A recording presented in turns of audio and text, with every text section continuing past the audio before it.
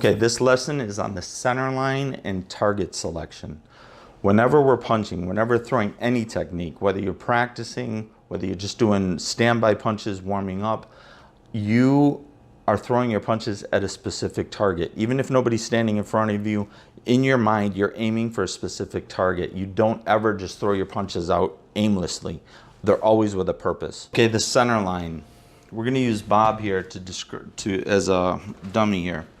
Okay, when we're talking about the center line is an imaginary line right down the center of your body, okay? It runs right down the middle. The center line is where all your critical targets are on your opponent and on yourself. Your eyes, your nose, your philtrum, your chin, your throat, your solar plexus, your sternum, and your groin. All of them are right here on the center line, which is why we defend our center line and why you attack the center line. Every strike you do is to the center line. So going over the targets one by one, the eyes. The eyes you can strike with a finger jab. If you're grabbing, you can gouge. It all depends on the seriousness of the situation and whether you're comfortable doing that. Of course, you do the eyes, even if you flick the eyes, you can cause damage to the eyeball, but your eyes will water, you lose vision, and it is painful. This is something that you don't attack the eyes unless it's a very serious situation and your life is really in danger. And striking the eyes will allow you to get away and possibly escape, because if they can't see you, they can't chase you. So next is the nose. Striking the nose, breaking the nose is very painful, also causes watering of the eyes. Inability to see for a couple seconds. Right underneath the nose, this spot right here, just below your nose on your upper lip, is called the philtrum.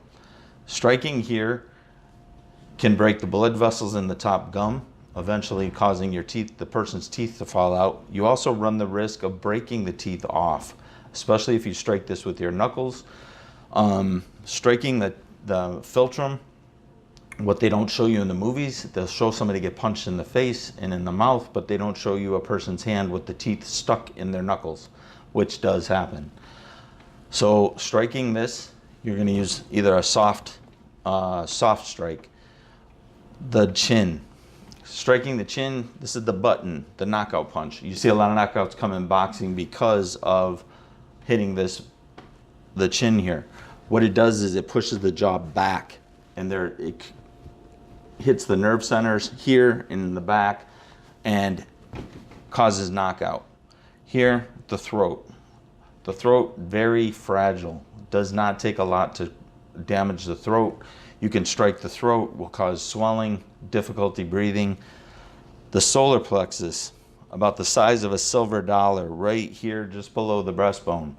This here is an excellent target, will knock the wind out of your opponent, and what it does, it's a nerve complex that once you hit it, it sends the diaphragm into spasms. So it'll knock the wind out of your opponent, and because the diaphragm is jerking and spasming, it doesn't allow the person to breathe in to get air in or to blow air out.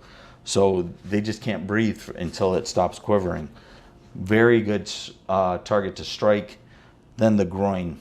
Of course, the groin, more on a male than on a female. Everybody sits there for self-defense. I'll just strike them in the groin. I'll kick them in the groin. Not so easy. The groin has to be struck properly, and if a person is under the influence of alcohol or drugs, this may not have any effect whatsoever. So this is the center line. This is the center line, and every time we strike, whether it's a punch, whether it's a kick, everything is to the center line. All right, you're not just throwing punches out here. Everything is on the center line, and you're visually seeing these targets. When you're doing a center punch or center kick, you're shooting here to the solar plexus. When you're doing a high kick, you're shooting here to the philtrum, right here to just under the nose. This is the target you're imagining. You're not doing it up here as high as you can. You're aiming right here. So this is the center line. These are the targets that you're aiming for. Remember this in all of your training, no matter what belt level you are.